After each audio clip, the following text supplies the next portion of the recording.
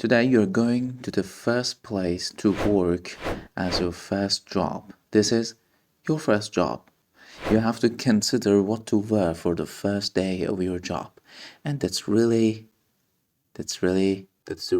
difficult choice to make. Now today I prepared a newspaper for you to read to find out what factors should I consider when I want to choose clothes for the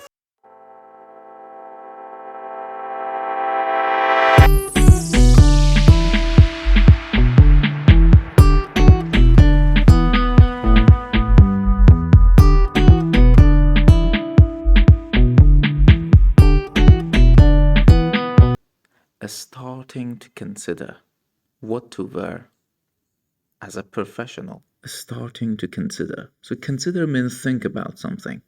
For example, I want to choose clothes for myself today. This morning, what should I consider? I consider the weather. I consider the atmosphere that I'm going out with. The weather is hot. I should wear something cool. The weather is cold. I should wear something warm. So these are the things I have to consider. I am starting to consider about these factors now. As a professional, here your factors should be considered as a professional, not as a student or as a young person, no. As a professional, as a person who has a career. So that's a very important thing. I have long legs, so dresses or skirts can't be too short.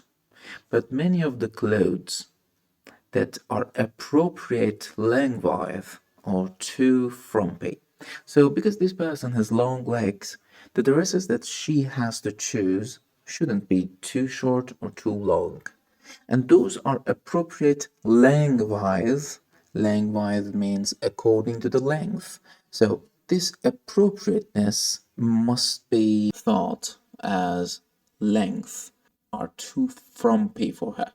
So frumpy means old-fashioned, something that it is not stylish, it is old-fashioned and outdated and makes you ugly, makes you look ugly. Way back at the start of the pandemic, Reese Witherspoon's fashion label, Draper James, had the well-intentioned idea to do a free dress giveaway in honor of the nation's teachers, who were suddenly being appreciated in a whole new way. So the important phrases here are way back at the start of pandemic. When you're referring to the very long time in the past, you can use this phrase way back to the start of the pandemic. Way back. The next one is well-intentioned. So people try to start and set off many companies or many, we call them the groups that are governed by people, NGO, non-governmental organizations. So some of them are trying to help other people who are in need of money, who are in need of food, in need of any scarce things that they are deprived from. It says the person who has the intention of giving away new clothes or it said a free dress giveaway. This person has good intention, so it is well intentioned. In honor, for example, you do something in honor of a person to say thank to them, to say that you are grateful of having them, and you do it because you want to appreciate them. So this is in honor of these teachers. Unfortunately, the response was so enormous that the site crashed almost immediately. The company didn't have nearly enough supply to meet the demand, and a lot of teachers, instead of being happy, felt really betrayed. So here are some important phrases that we can learn. The response was so enormous. So this company, when he decided to open a website for teachers to come and buy their clothes or get their clothes in this case, because they are all free, the response was so enormous. It means a huge number of teachers came to this website and signed up for giving or for taking new dresses. So the site crashed immediately. In the following part, it says the company didn't have nearly enough supply. So supply means a stack of something, a store of something. In this case, a store of clothes. So when the teachers came to the website, the company couldn't say yes to all of them and couldn't meet their demands. Meet the demands. That's a very, very important phrase that I've learned it a long time ago. And instead of being happy, the teachers, instead of being happy, they felt really betrayed. So they came to this website and they wanted new dresses, but not all of them could get it. So almost half of them got unhappy and felt betrayed. Pop culture is not a particularly good place to look for role models for how a teacher should dress.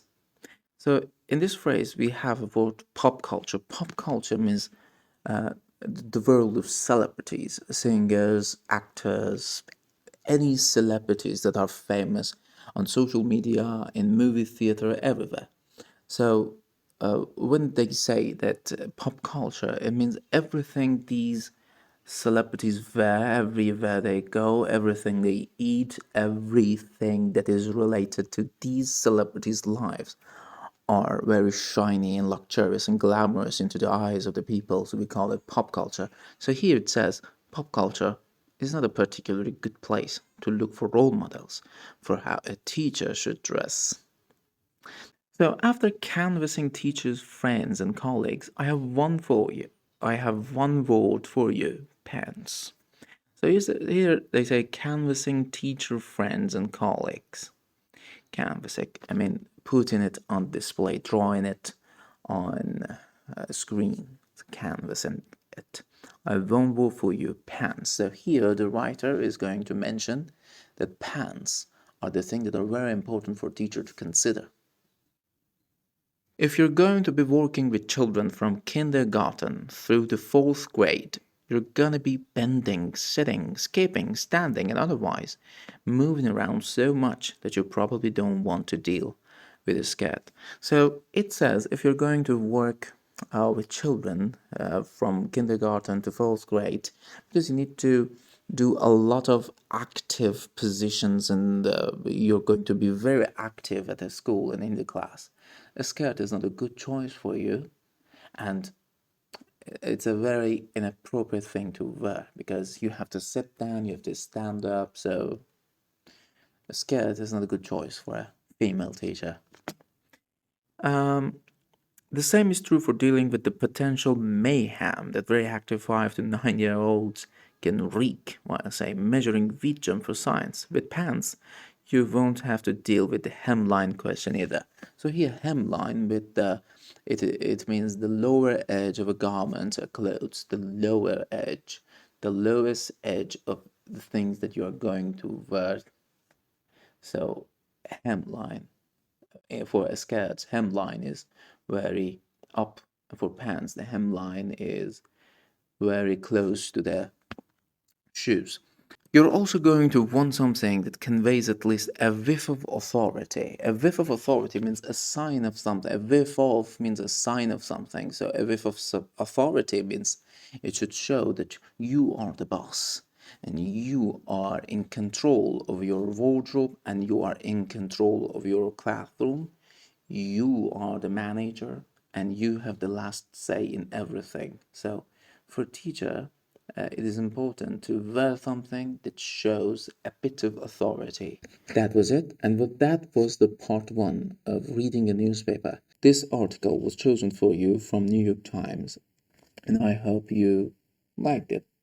If you liked it, please subscribe, like, and comment. Thank you for watching us, and I hope I will do more of these things in more perfect way. Thank you for watching. Thank a lot. In part 2, I'm going to make some more sentences with the sentences and phrases and new words that we have learned today. Thank you. Goodbye.